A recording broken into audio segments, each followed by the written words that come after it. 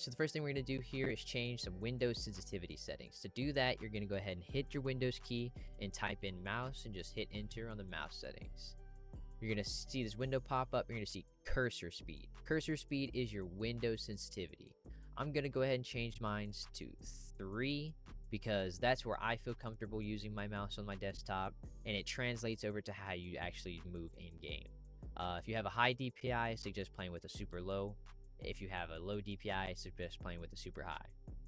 Besides that, let's go down here to additional mouse options. Click that. It's going to open up this little window right here.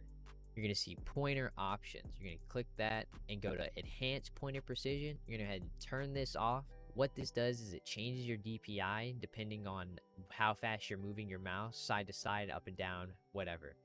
That just ruins your consistency and is literally, there's no point of it being on in the first place. If display pointer trails is on, go ahead and turn that off. I don't know why you would want your mouse to look like this. Go ahead and click that off. And for that, we're done. One other thing you can do here is if you go to wheel settings, I would suggest putting this setting right here down to 1. This basically means when you scroll your wheel, you can actually scroll one at a time. So you play something like Apex Legends or Rainbow Six Siege where you can scroll wheel your guns to the next weapon. You won't over scroll or you won't under scroll. You'll scroll the exact amount that you intend to. All right, so this next part is going to be a little bit different depending on kind of mouse you use. I personally use a Logitech mouse. This is the Super Light. A really good mouse. I would recommend it for people if you're just trying to get into some competitive gaming. It's a decent mouse overall, fits most grip styles.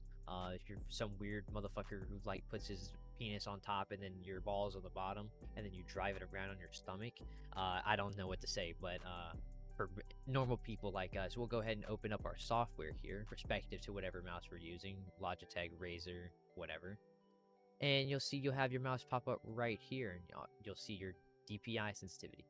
So what DPI is here, basically DPI means dot per inch. Each of these dots represents a point in time where data is collected and sent to the computer for it to be inputted into the game or into the desktop wherever you're moving your mouse. At a lower DPI, there's these little red bars. These are the empty spaces, we're going to call them, for where the data is no longer read from your input.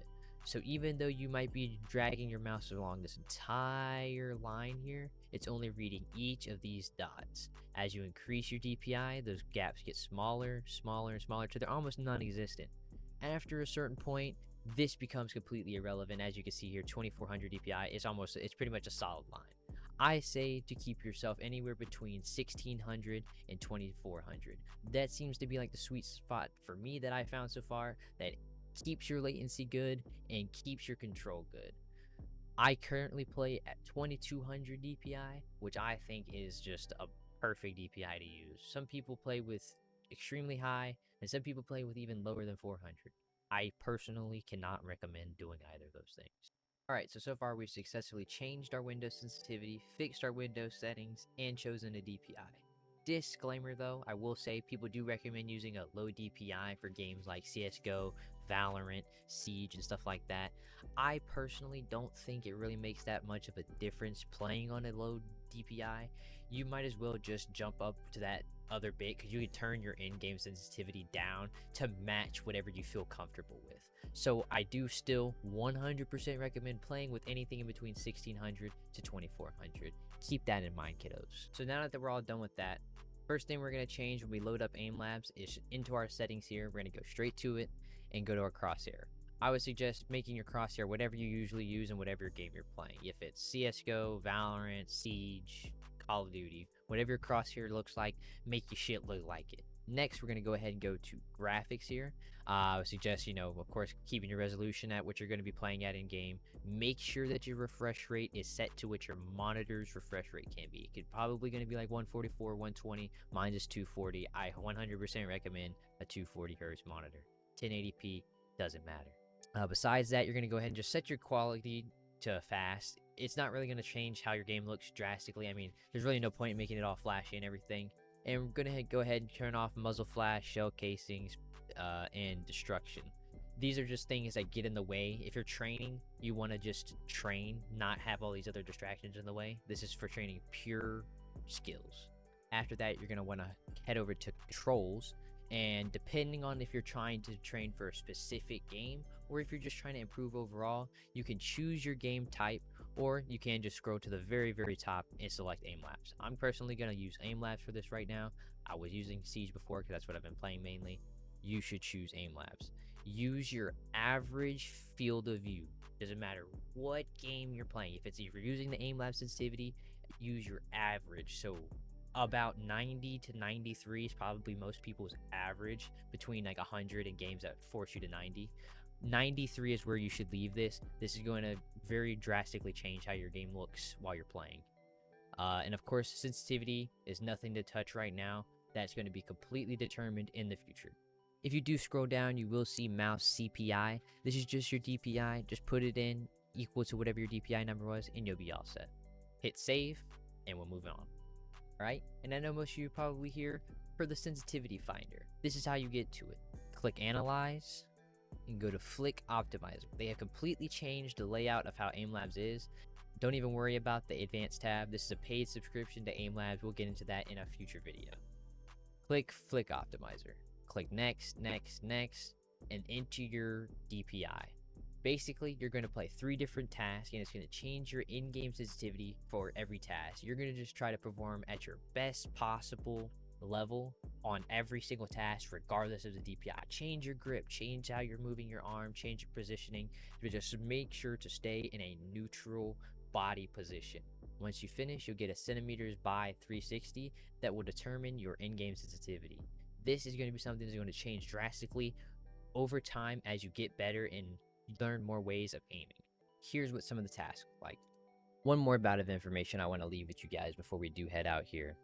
From my own personal experience in my journey in aim training, there are 3 different types of aiming styles that you should learn and master: arm aiming, wrist aiming, and fingertip aiming. All 3 of these aiming styles are done at different sensitivity levels, but can all be incorporated into almost every type of sensitivity.